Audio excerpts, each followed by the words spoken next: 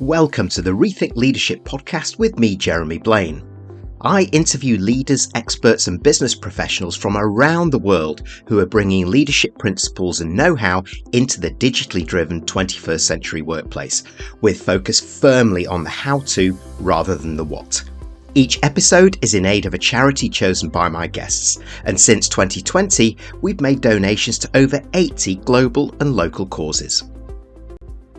Welcome to the Rethink Leadership podcast with my guest Rochelle Trow, an HR executive, author, leader and coach with more than 25 years of international experience, leading people strategy and transformation across organisations such as Unilever, GSK, Astellas, Takeda and more.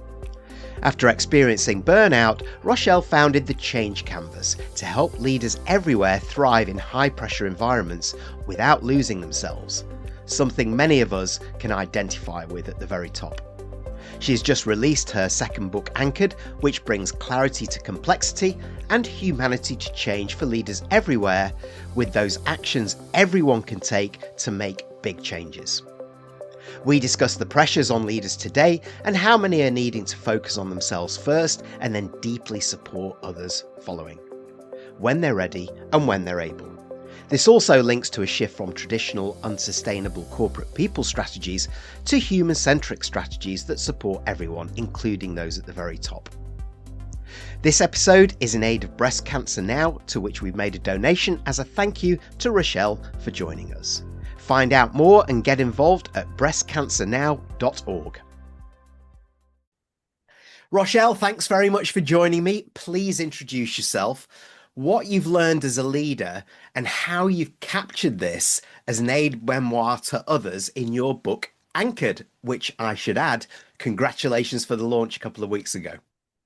Thank you very much, Jeremy, and thank you for having me on the show. Well, what can I say? As somebody who's worked in the corporate world for such a long time, I've clearly learned a lot. But let me start by saying I'm a mom of twin boys who are almost 18. And I have two British short-hair cats, Simba and Lena. So it's like double twins, although the cats were part of a broader litter. I would say as a way of background professionally, I've got about 25 plus years of experience. And let's just say I've stopped counting. I've worked in 7 different organizations, and I've really been privileged to work in some very big global multinational organizations. I have a bit of a different background. I have a retail operational foundation, then moving into HR centers of excellence, and then moving into strategic HR. So I have a little bit of everything. So I'm a well-rounded HR person.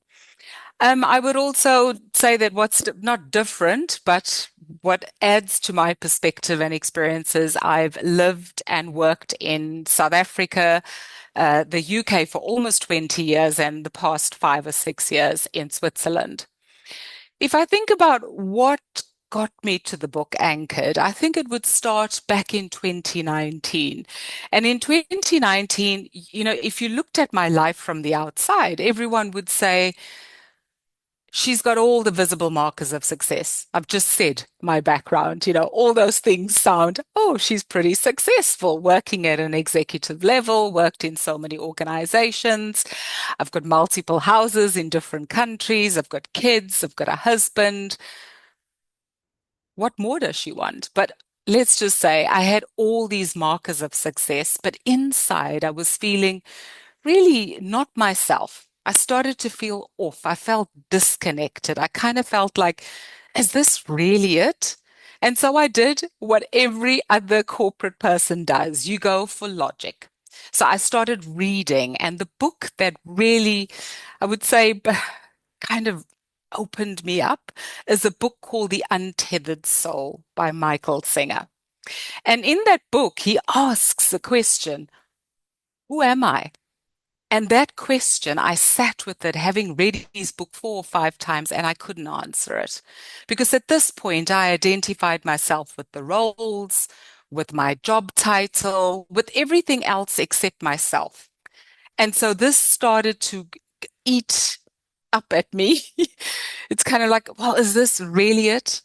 I felt like I was just living on autopilot. I had everything that should make me happy, but I was not happy. So I would say that's what started it. I then wrote a book, my book, called Awakening to Wholeness, A Life Unmasked, which spoke about my journey of answering the question, who am I? And then, of course, the obvious question from a lot of my clients who I coach, from my friends, is like, well, we get your book. It's an aid memoir. You're very reflective. We understand it. We see ourselves in it. But what did you actually do? Long story short, Anchored was born. So I basically reverse engineered what did I actually do, and I wrote about it.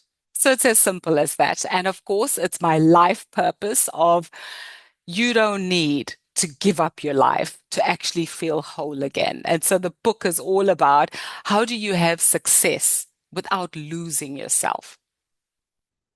Yeah, I completely understand that. In fact, your story speaks very closely to my own in many ways. And I understand that point where you start losing yourself. And it also leads to your own aha moment, leads you to take a step back from the businesses that we're in, either as an HR professional or as a leader, and start questioning things. So what was it when you kind of looked back where you were working particularly that made you realize that perhaps our traditional corporate approach to people strategy was no longer sustainable for you, never mind anybody else? That's a very good question. Um, I think the moment for me was as an HR executive, you tend to have these coffee conversations.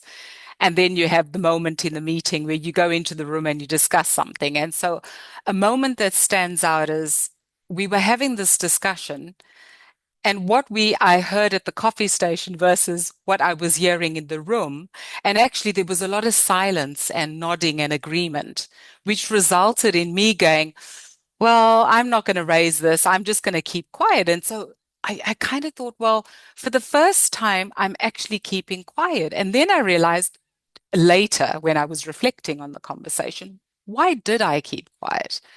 I kept quiet because I was so exhausted from being the one that is constantly raising my hand and going, oh, this quite, because at the end, if everybody else is silent, silence is taken as agreement. Silence is not taken as anything else. And so I went, if I'm at the executive level and I'm not speaking up, what does that say for anybody else? And of course, we were talking about quite an important topic. Now, it's not because we didn't care as a leadership team, but there were consequences to raising and speaking up. And it occurred to me that right at the highest level in organizations, and I thought back in my career, the higher you climb, the quieter you become as a leader because the consequences are so big. They dire. And in the context of restructure after restructure, your fear becomes, am I going to be restructured out? I'm over 50. This is a problem. I'm not going to be hired again. So a lot of people actually keep quiet because they are afraid of the consequences. Now, whether that fear is real or not is a separate issue, but that moment stands out because it was from that point where things started to turn for me. And I started to think about at what cost am I doing this job? And is it the right thing to do? And do I have enough within me resilience, capacity to cope with the tension at this level? And the answer was no.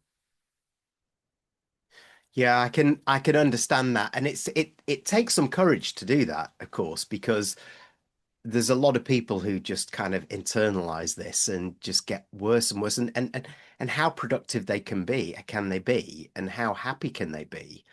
And I'm interested that you point to senior leaders, because senior leaders are working in high pressure environments. It's complex, they're restructuring, they're doing all of these things.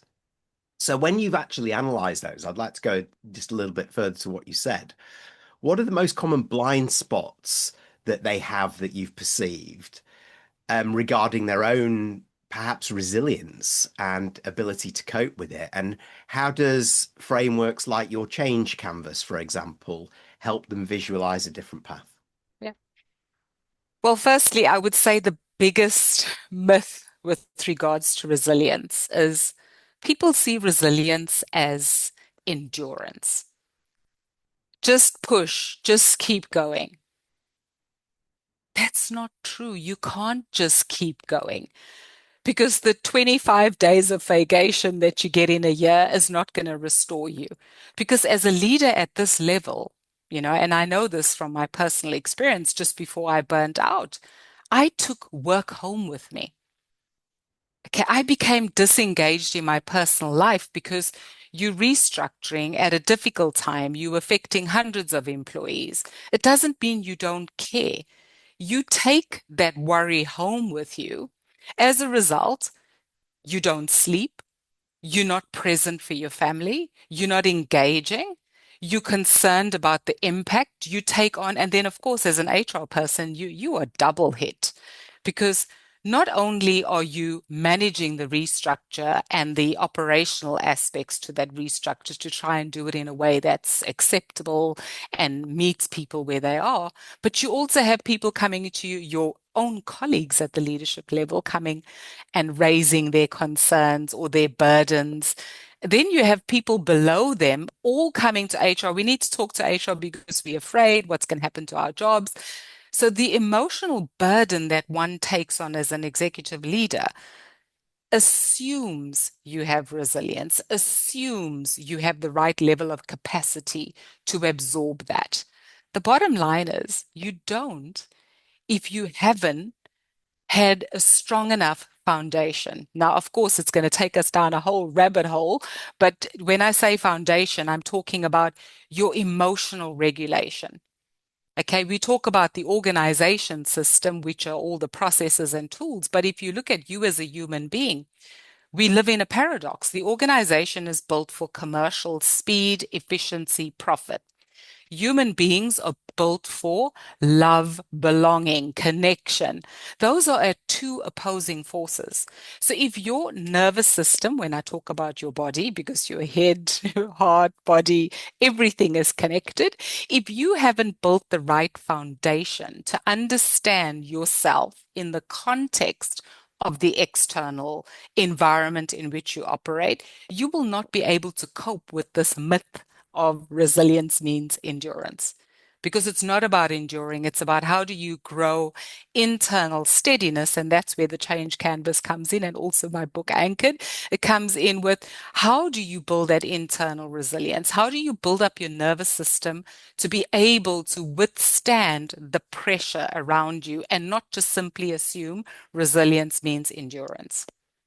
Because resilience means being steady and being able to connect and choose in a way that honors and protects your body, your mind, your soul in the context of the environment.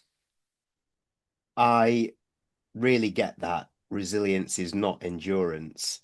And I also very much agree with the point that you made, Rochelle, that the foundation is that emotional regulation. If we can't regulate ourselves, how on earth can we support, help, lead, manage others at the same time? So this is it. This is almost turning that we first on its head, isn't it? It's like work on me first, then we can go to the we, because in the era that we're working in right now, digital transformation, AI integration, unknown, uncertainty, always on leaders, the question then becomes, how on earth do I also then have enough time to ensure that the human part of my business doesn't become just kind of buzzwords like we're looking after the humanity of our business or whatever? And how do we make that then a part of, the metrics of our organization about how we're looking after others as leaders, but potentially how we're looking after ourselves as well? Yeah, absolutely. Well, I think the first thing is understanding it for what it is. Systems, as when I say system, I'm talking about the organizational system. I mean, if we look at the system, the way the organization is built, it's optimized the speed, efficiency, our performance management systems are all geared towards how do we motivate our leaders to deliver for that commercial target? How do we motivate our leaders to deliver for what's expected of them? But within that comes a tension. The tension becomes, especially when you have these large, complex organizations, you have a functional matrix, you have a commercial matrix, and I'll use myself as an example. I was an HR leader. I sat on the global HR leadership team and I sat on a business executive leadership team. But my goals were largely built around delivering the commercial. Yes, I had a component of HR deliverables, but if you think about human beings, if this is what we're being targeted or our goals are aimed at, where do you put your attention? So when I say understanding the system, it's understanding that whether we like it or not, an organization is built for those commercial speed, efficiency. The systems sometimes contradict that humanity aspect because that the behavior driven is inherent around competing, pushing to get ahead, you know, focusing on one part and forgetting that maybe the HR priorities are a bit different. They don't achieve the commercial objectives. So, of course, there's that tension. So, the first thing is understanding that tension, understanding that you as a human being, you built for something completely different. Except that the business is going to focus on output, efficiency, productivity. But you also need to balance that with, and this is where I think organizations don't measure enough around aliveness of people. How regulated are people, emotionally regulated? You know, do people even understand what's driving their own emotional regulation? Most people don't even realize that what drives them is beliefs that they acquired when they were children. Okay, our self-beliefs are formed back in childhood. And whilst they are helpful initially, as a child, you learn how to stay safe. They become protective beliefs. But as you become an adult, those same protective beliefs work against you because it escalates things like fear. So whilst you're trying to stay safe by keeping quiet, you're trying to stay safe by conforming with the organizational system, what's happening is you're not speaking up. You're not innovating, you're not being creative in your solutions, you're not speaking up for the human side.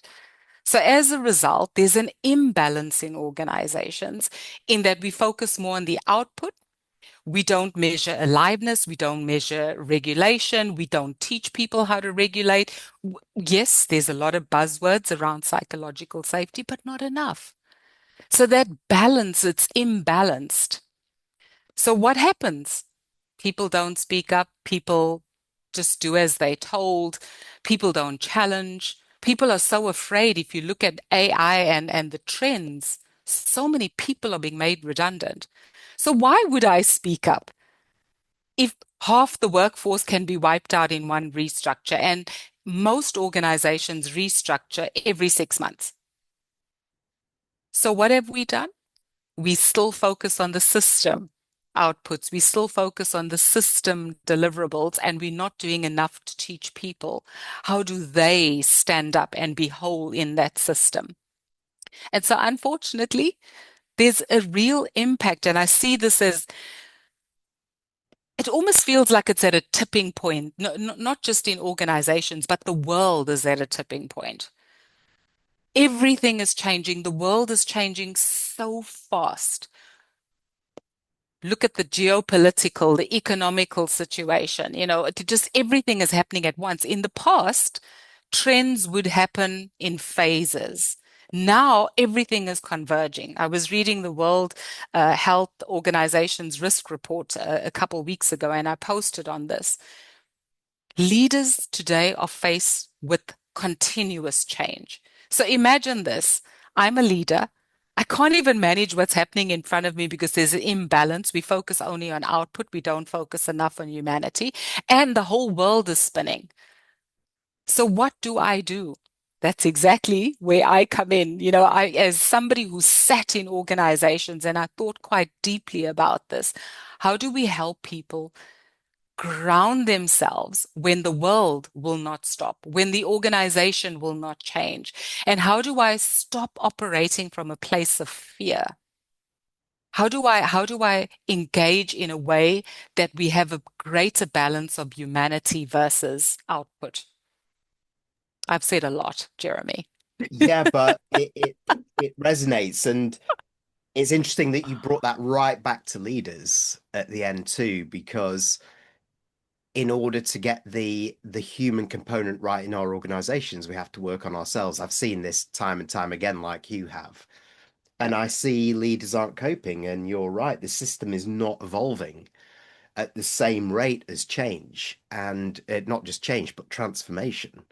Yeah. And leaders, in fact, did a piece of research last year, which may be of interest, which showed that 4 out of 10 leaders are not confident about leading into the future now.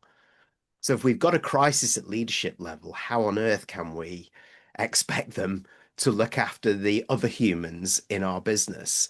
So we've got to help them. So I'm going to put you on the spot now, Rochelle, because you've done a lot of work on it. This is where you help. So for a leader who is simply not coping or getting to that point, what are the micro habits or shifts in perspective that they could possibly implement today so that they can begin to feel like themselves again, get comfortable in their own shoes again, and start looking above the parapet? You're going to laugh when I say this because it's actually quite simple. You think about a leader who's focusing on all those performance metrics. They're running at 100 miles an hour. The solution is pause. The solution is just simply pause. Notice what is happening inside of you. We are so focused on output that most people I see are literally on autopilot, just like robots. The first habit is pause.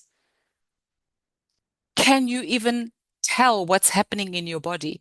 Because most of us live in our heads. We don't even know how to read the signals coming from our bodies these days because we're so busy running at this massive pace. So the solution is pause. Once you've paused, notice. And of course, this takes practice. So you can't just notice what's happening in your body because 9 out of 10 times your intuition is right. If you notice what's happening inside of you, you will get a sense of what this is telling me. So as a leader, if I pause, I notice, I then start to think about how am I responding to this? Because how I respond to something affects everybody around me. So if I'm a leader and I don't know how to emotionally regulate, what do I expect other people are seeing? Other people are seeing me as I'm tense, I don't know what I'm doing. And actually, what happens, ironically, is when leaders don't know how to emotionally regulate, what do? Control increases. That's why we see so many complex structures. We literally over-engineer businesses to become complex. And as a result, that's only because we not regulated, we not confident in ourselves. And everybody feels it. So the micro habit is pause, know what's happening in your own self. Therefore, I know how I'm showing up for others and the decisions I'm making are made in a more thoughtful, conscious way. Because once you pause, it gives you the space to ask yourself, and this is another micro habit, am I responding from fear or alignment? Now, I want to just deviate a little bit.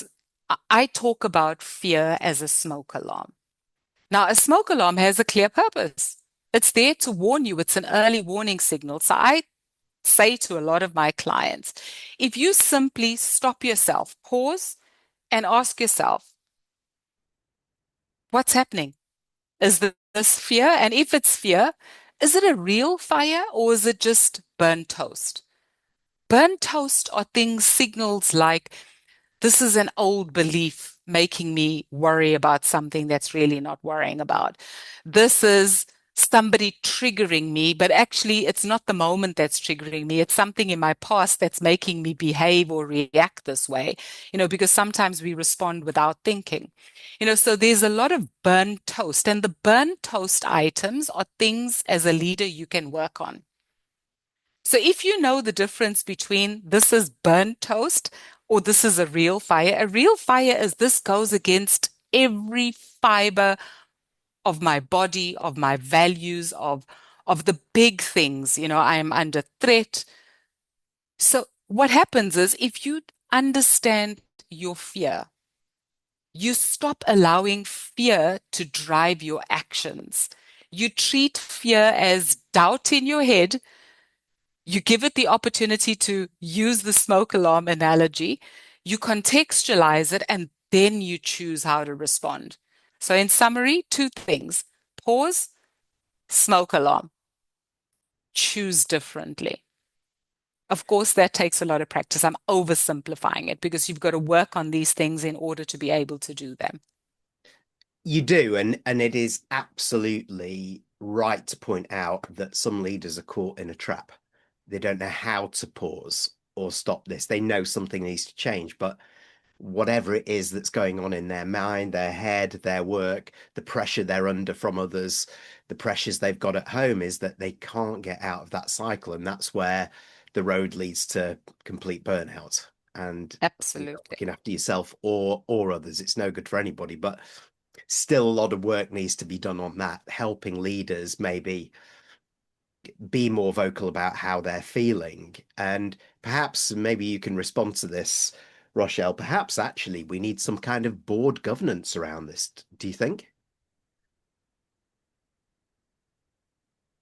Yeah, I mean, I didn't think of it that way because, one of the things as somebody who's worked in organization, sometimes when we over-engineer, it goes in the wrong Mm, way. I almost feel like we overcomplicating things in our world. It mm, really boils down to each and every person should take accountability for themselves. If you regulate yourself, if you manage yourself, the outward ripple will change faster than expecting the organization to change, which is why earlier in the conversation I said, understand the context. Because changing the context is not the answer to change in the short term. So when you said board governance, I kind of went to a system change. For me, it's not necessarily a system change because that's going to take longer. Of course, that would be helpful. I'm not saying no. I'm saying if you want faster change, you should own how you show up. You should own whether you speak your truth. And if you start with yourself, the ripple effect will happen much faster. I can see this visibly in my clients. If you change yourself, the ripple effect is how you show up to your family changes. And the circle keeps, I'm showing with my fingers, it keeps going wider. Your family see you differently. You show up calmer. Your clients see you differently. Your leaders, your team, your department. And that spiral goes outward. So my push, you cannot change the system as fast as you'd like it. It's going to take too many years. It's like governments are the slowest to change. Organizations are next in line. So the only thing you really have control of is yourself. So start with yourself. And if each leader takes accountability, although I wouldn't say governance, I would say there is one thing an organization could do. We spend, and I say this, I'm criticizing myself as an HR professional. We spend so much on leadership development, focusing on here's 10 steps, here's the tool, this is how you need to show up, this is how you need to behave. I have been on the best leadership development programs. I've had a coach for every executive leadership role I held. None of it helped me. What did help me is when I started going inside. So if there was one thing I would change in an organization, I would change the way we develop people, not just our leaders, people. I would focus on turning it towards the individual to help them understand how they can be whole people.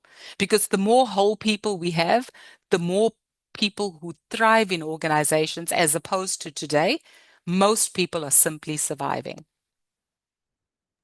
I like that. That inside out leadership. Me first, right? Yeah. Well said, Rochelle. So sadly, we have come to the end of this conversation. Although I could go on and on with this.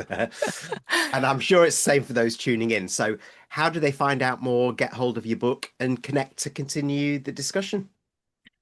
Well, firstly, on LinkedIn, I post every day. And I'm literally expanding my insights on my book. So, you would get micro habits or tools or things to do from LinkedIn. The other way is I have a RochelleTrow.com. It's simply my name.com, and everything is there. And I've actually built a resource page that's completely free. And that takes, if you've read the book, it helps you go deeper in the book. But if you haven't read the book, it takes you through the journey. But what's important is it's not a 10-step program. It meets people where they are because each person is unique. And so I would encourage people to look at that because your starting point would be different. And then, of course, my book's an Amazon bestseller. I'm so excited since I've launched it. It's available on Amazon. And if you go into any bookstore, you could literally ask them to order it for you because it's been published through Rethink Publishing. So it's widely available. So those are the ways in which you could get in touch with me and learn more. Well, Rochelle Trow, thank you very much for joining me. Thank you, Jeremy. I really enjoyed our short conversation, and I hope that this is helpful to your audience. Thanks for tuning in to the Rethink Leadership podcast with me, Jeremy Blaine. Please like, comment, and support us on your favourite platform and subscribe to our YouTube channel where you can watch as well as listen to each episode.